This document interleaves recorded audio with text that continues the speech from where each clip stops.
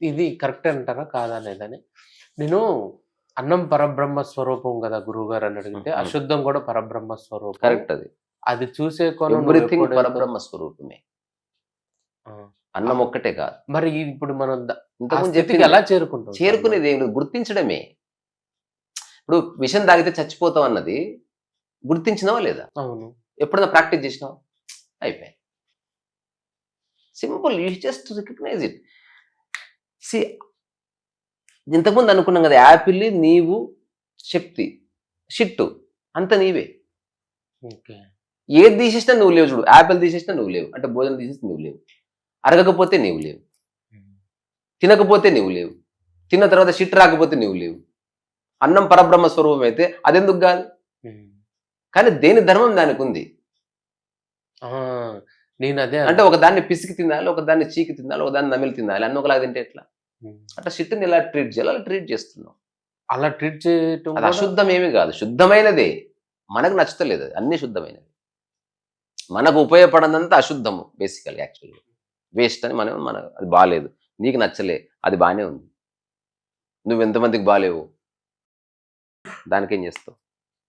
అందుకని ఆ స్టేట్మెంట్ ఎవరు చెప్పినా అది చాలా పరమోత్కృష్టమైన స్టేట్మెంట్ అది. అది మామూలు మాట కాదు.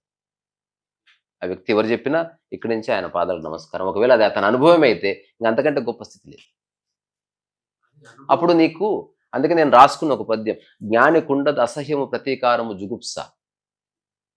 ఎందుకు అంటే షిట్టు ఇక్కడ ఉందనుకో, ఇట్లా ఉండదు. షిట్టని గుర్తించావంతే.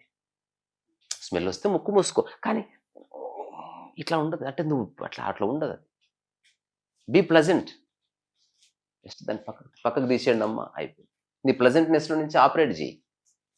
కానీ అది చాలా నీచమైంది అంటారు చూసినావా? వాడు వెరీ బ్యాడ్ పర్సన్. ఒకసారి చిన్న ఇన్సిడెంట్ చెప్తా మీకు.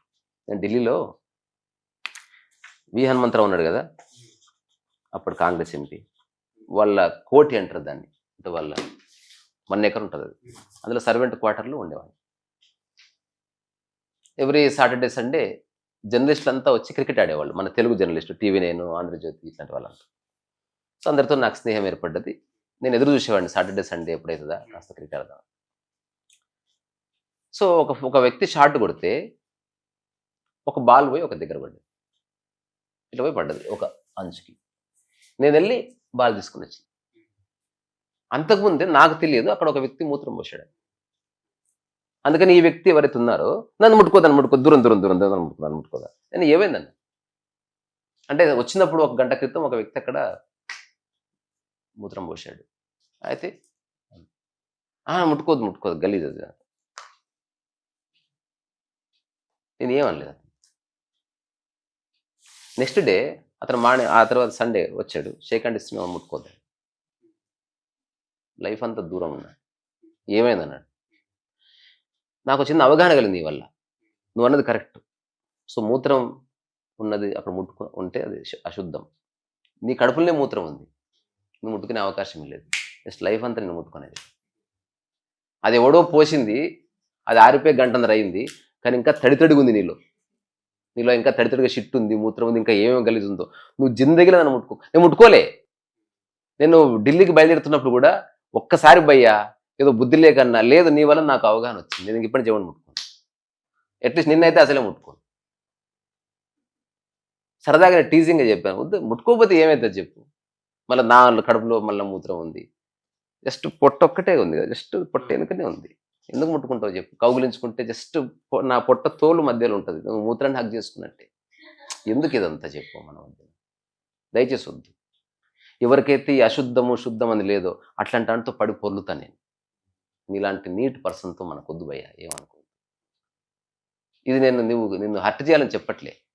నీకు ఒక విషయం అర్థం చేయించడానికి నాకు విషయం నీ వల్ల అర్థమైంది. ఐఎమ్ ట్రావెలింగ్ విత్ అశుద్ధం. నేను ప్రస్తుతం అశుద్ధమయ్యే ఉన్నాను. నా కడుపులో అది కూడా ఉంది. అన్నీ ఉన్నాయి, కలగలిసి ఉంది ఇక్కడ.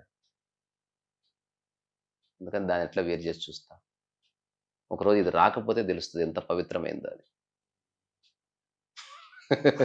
వస్తుంది కాబట్టి రూపాయి ఖర్చు లేకుండా మనం దానికి అస్సలు వాల్యూ ఇస్తున్నాం. చాలా కష్టపడితే జాబ్ వస్తుంది కాబట్టి జాబ్కి వాల్యూ ఇచ్చాం. చాలా కష్టపడితే ఎమ్మెల్యే పదవి వచ్చింది.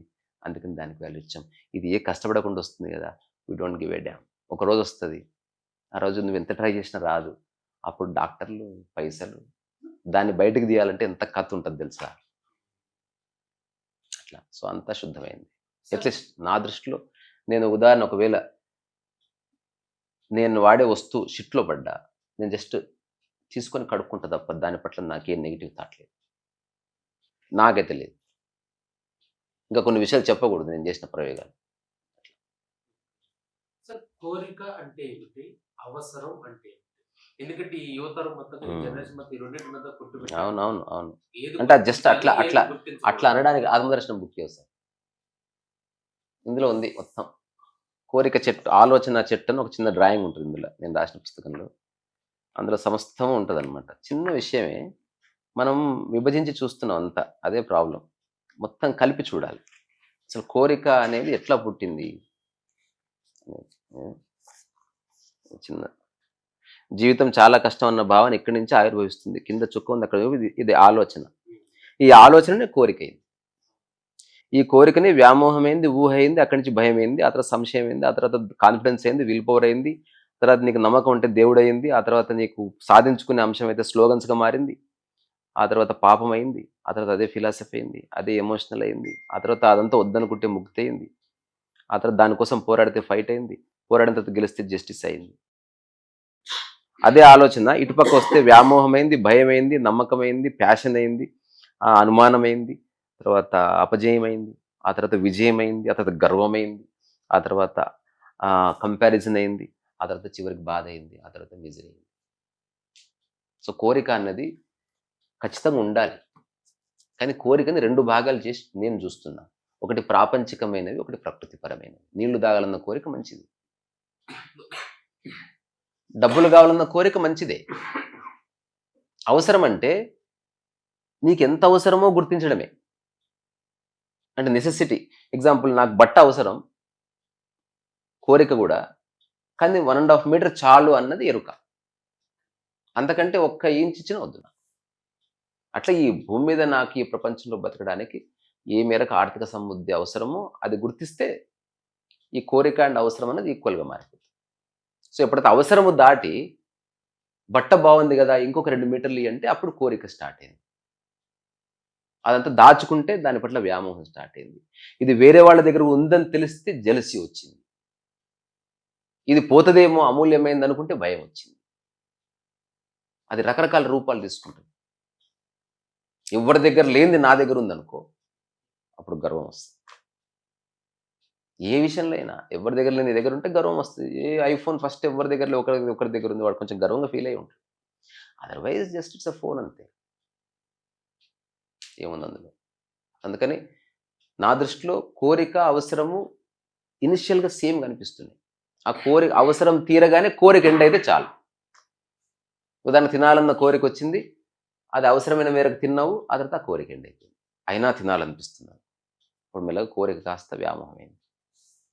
అట్లా అది చాలా రూపాలు తీసుకుంటుంది. సో నా దృష్టిలో కోరిక అండ్ మిజరీ అండ్ గర్వము, ఆ తర్వాత సఫరింగ్, ఇవన్నీ వేరే వేరే కావు. ఆలోచన అవసరం పరిధి దాటి ముందుకెళ్తున్న కొద్దీ ఇక రుగ్మతలు స్టార్ట్ అవుతాయి. అవి ప్రతి వ్యక్తిలో ప్రతిఫలిస్తాయి. అవి డిపెండ్ అపాన్ ఈచ్ పర్సన్.